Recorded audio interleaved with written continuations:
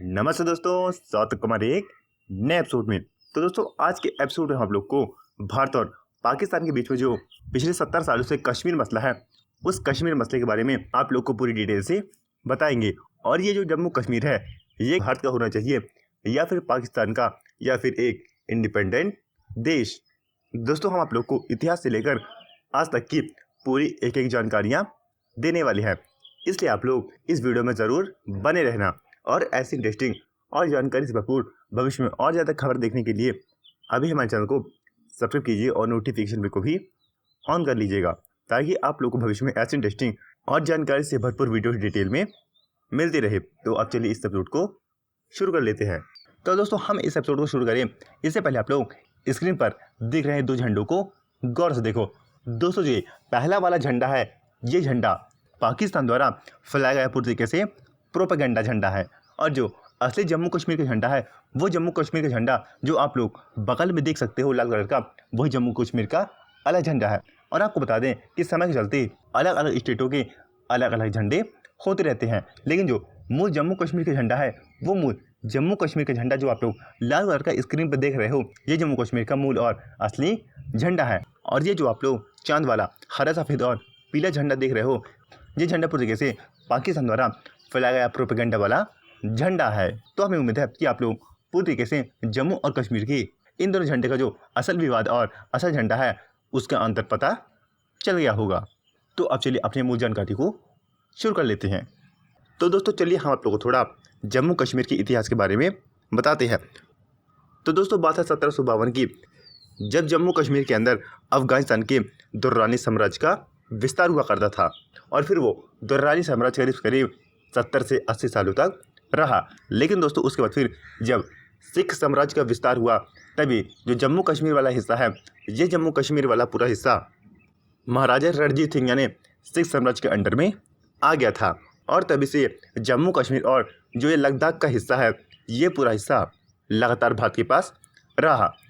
और दोस्तों, फिर उसके बाद जब भारत के अंदर ईस्ट इंडिया कंपनी का विस्तार होने लगा, उसी समय चलते जो सिख साम्राज्य था और जो ईस्ट इंडिया कंपनी थी, इसके बीच में एक वॉर हुई, जिसे एंग्लो सिख वॉर भी कहा जाता है, जिसका परिणाम ये निकल गया कि जो सिख साम्राज्य के महाराजा यानी महाराजा गुलाब सिंह थे, उनके और ईस्ट इंडिया कंपनी के बीच में एक संधि होगी, जिस संधि के तहत जो जम्मू कश्मीर के महाराजा होंगे, वो आने वाले समय में कोई भी अगर युद्ध होता है तो वो अंग्रेजों का साथ देंगे। और दोस्तों, फिर बदले में जो अंग्रेज उन्होंने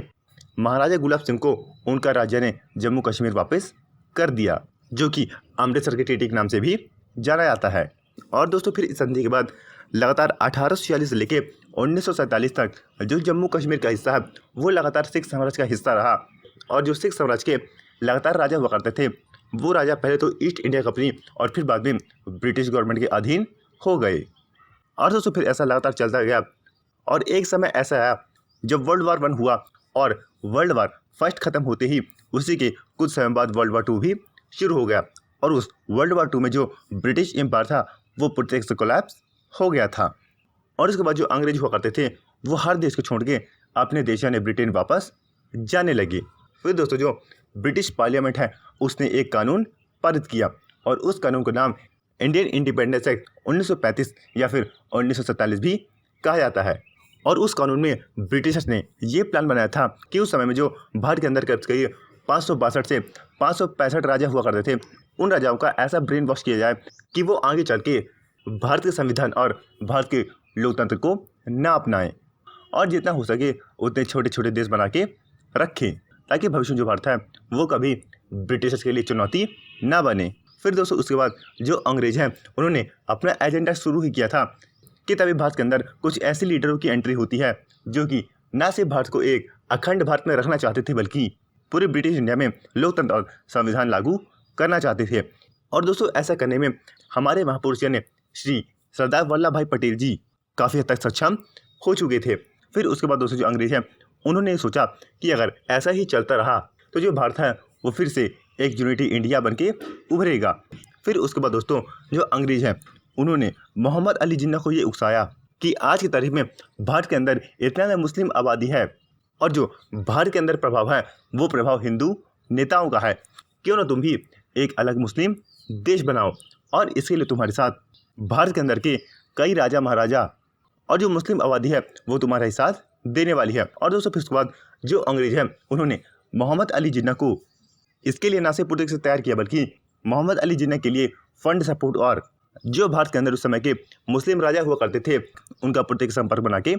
रख दिया। और दोस्तों फिर उसके बाद जो मोहम्मद अली जिन्ना उसने ना सिर्फ भारत के अंदर फिर से सिविल वार को अंजाम दिया बल्कि भारत के फिर से 3 टुकड़े कर दिए, जिसे आप लोग ईस्ट पाकिस्तान और वेस्ट पाकिस्तान के नाम से भी जानते हो। और दोस्तों आपको बता दें कि जो अंग्रेज है उन्होंने पहले ही भारत के 2 से 3 टुकड़े कर चुके थे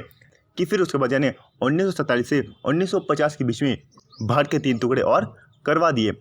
और दोस्तों आपकी जानकारी के लिए बता दें कि जब अंग्रेज भारत में नहीं आए थे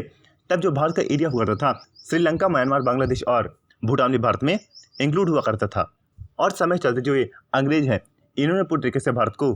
तोड़ने में अपनी भूमिका निभाई है।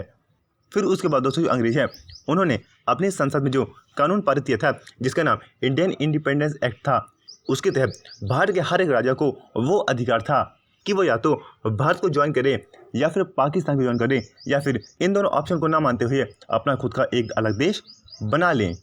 और दोस्तों आपको बता दें कि जो तीसरा ऑप्शन हुआ ये तीसरा ऑप्शन ही कश्मीर मसले का सबसे बड़ा जड़ है। तो दोस्तों हुआ क्या था, तो जैसा कि दोस्तों आप सब लोग जानते हैं कि उस समय कि जब अंग्रेज भारत छोड़ के जाने वाले थे और जो पाकिस्तान था वो पूरी तरीके से बन गया था और उसके बाद जो कश्मीर का जो महाराजा हैं जिनका नाम महाराजा हरि सिंह था वो सिख साम्राज्य के एक हिंदू राजा हुआ करते थे। फिर दोस्तों उसके बाद हुआ ये कि जो महाराजा हरि सिंह थे उनके राज्य में करीब 77% मुस्लिम आबादी और जो 20% आबादी थी वो हिंदुओं की थी और जो 3% आबादी थी वो सिख और बुद्धिस्टों की हुआ करती थी। और ये जो आंकड़ा है ये आंकड़ा 1941 का बताया जाता है। फिर दोस्तों इसके बाद जो जम्मू कश्मीर के महाराजा ने हरि सिंह हैं इन्हें भारत और पाकिस्तान दोनों की तरफ से ये प्रस्ताव आया कि आप या तो भारत को ज्वाइन कीजिए या फिर पाकिस्तान को ज्वाइन कीजिए। फिर दोस्तों इसके बाद जो महाराजा हरि सिंह हैं उन्होंने ये सोचा कि अगर हम पाकिस्तान को ज्वाइन करते हैं तो जो हमारी नॉन मुस्लिम कम्युनिटी है इनको पाकिस्तान के जिहादियों से बहुत ज़्यादा खतरा हो सकता है और इसी साथ साथ जो हमारा राजपाट और जो हमारा वंश है इन्हें भी खतरा हो सकता है। फिर दोस्तों महाराजा हरि सिंह के पास ये ऑप्शन था कि वो भारत को ज्वाइन कर लें, लेकिन दोस्तों महाराजा हरि सिंह ने इस पर यह सोचा कि अगर हम भारत को ज्वाइन करते हैं तो जो हमारी 77% मुस्लिम आबादी है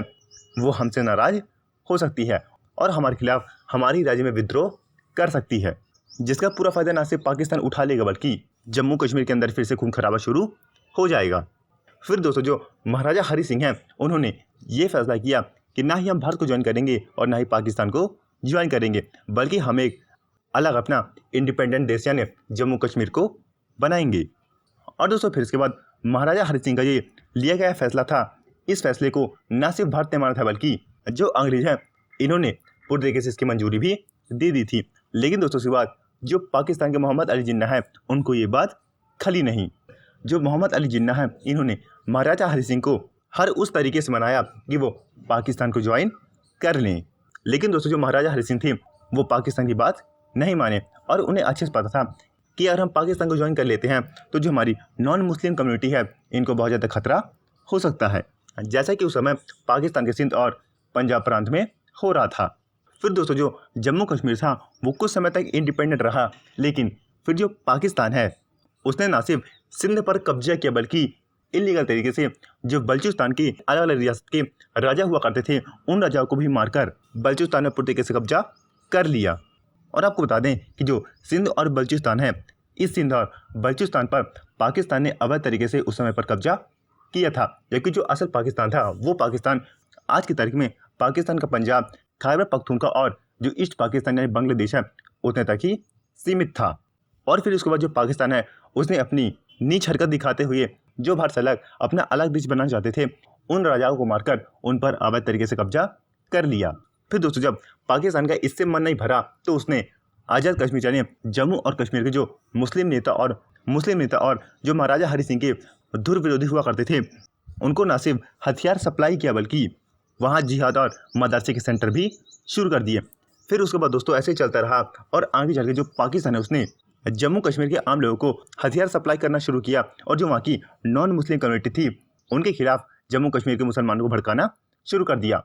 और दोस्तों फिर उसके बाद जो पाकिस्तान है वो अपने इस मकसद में न सिर्फ कामयाब हुआ बल्कि जम्मू कश्मीर के अंदर नॉन मुस्लिम और जो मुस्लिम कम्युनिटी हुआ करती थी वो आपस में भिड़ गई, जिसका पूरा फायदा न सिर्फ पाकिस्तान ने उठा लिया बल्कि उसी के कुछ समय बाद पाकिस्तान ने जम्मू कश्मीर के अंदर महाराजा हरि सिंह के जो विरोधी नेता और लीडर हुआ करते थे उनकी मदद से जम्मू कश्मीर का कब्जा करने की कोशिश की और पाकिस्तान ने बाकायदा अपनी इसकी सेना भी भेज दी थी, जिसकी खबर महाराजा हरि सिंह को नहीं थी। फिर दोस्तों इसके बाद जब पाकिस्तान की सेना जम्मू कश्मीर में घुस आई तब महाराजा हरि सिंह को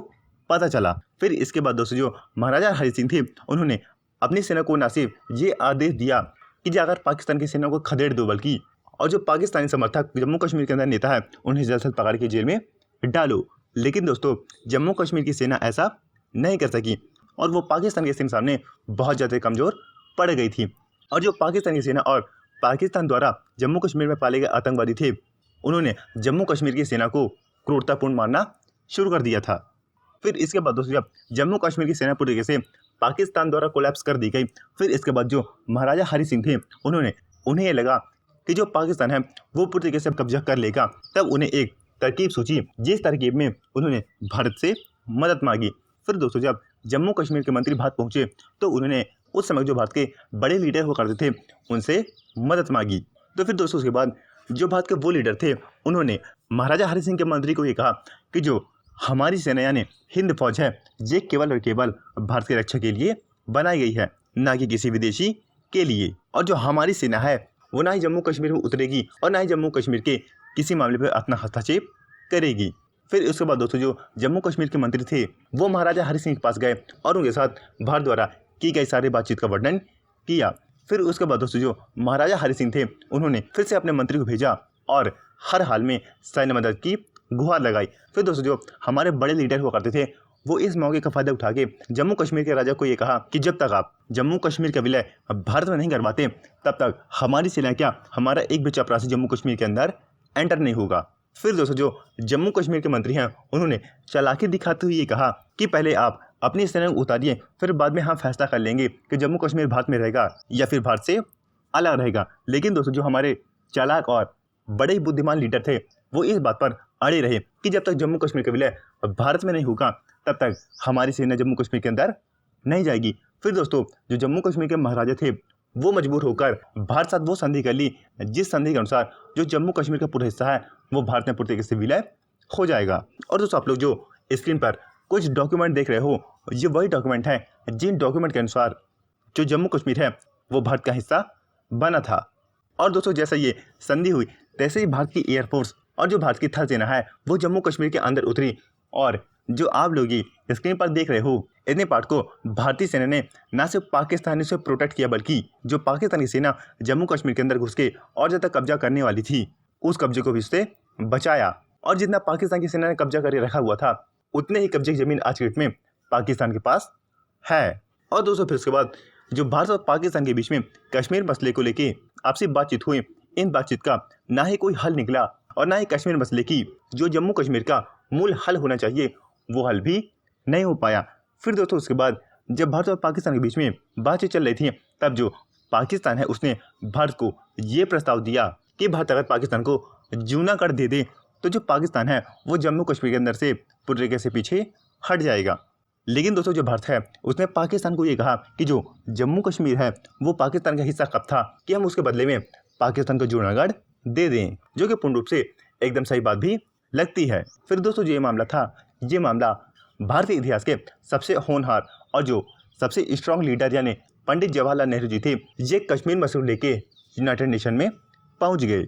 और दोस्तों आपको बता दें कि जब से कश्मीर मसला यूनाइटेड नेशन पहुंचा है तब से जो पाकिस्तान है वो इसका ना सिर्फ पूरा फ़ायदा OIC के साथ मिलकर उठा रहा है बल्कि जो जम्मू कश्मीर के अंदर आज की तारीख में आतंकवाद फैल रहा है ये आतंकवाद पाकिस्तान महाराजा हरि सिंह के ज़माने से नॉन मुस्लिम कम्युनिटी के लिए फैला रहा है। और दोस्तों हर दिन एक ऐसी खबर देखने को मिल जाती है जिस खबर में जो पाकिस्तान है वो भारत के अंदर हथियारों की सप्लाई करता है। और आज की तारीख में भी भारत के जम्मू कश्मीर के अंदर पाकिस्तानी समर्थक लीडर दिन दहाड़े घूमते हैं। और दोस्तों आपको बता दें कि जो जम्मू कश्मीर है वो ना सिर्फ पूर्ण रूप से भारत का हिस्सा है बल्कि जो पाकिस्तान ने अवैध तरीके से जम्मू कश्मीर के कुछ हिस्से को भारत में विलय न होने से पहले कब्जा कर लिया था वो कब्जे वाली ज़मीन यानी POK और गिलगिट बाल्टिस्तान भी पूर्ण रूप से भारत का हिस्सा है, जिसे ना सिर्फ पाकिस्तान को भारत को लौटा देना चाहिए बल्कि भारत साथ अच्छे रिश्ते भी करना चाहिए। और दोस्तों आप लोगों को पता होगा कि इसी कश्मीर के चलते जो पाकिस्तान है उसने न सिर्फ अपना सबसे अमीर प्रोविंस खोया बल्कि जो पाकिस्तान की आज की डेट में हालत हो गई है वो हालत इतनी बदतर हो गई है कि पाकिस्तान कहीं भी जाता है तो दुनिया में भीख मांगने ही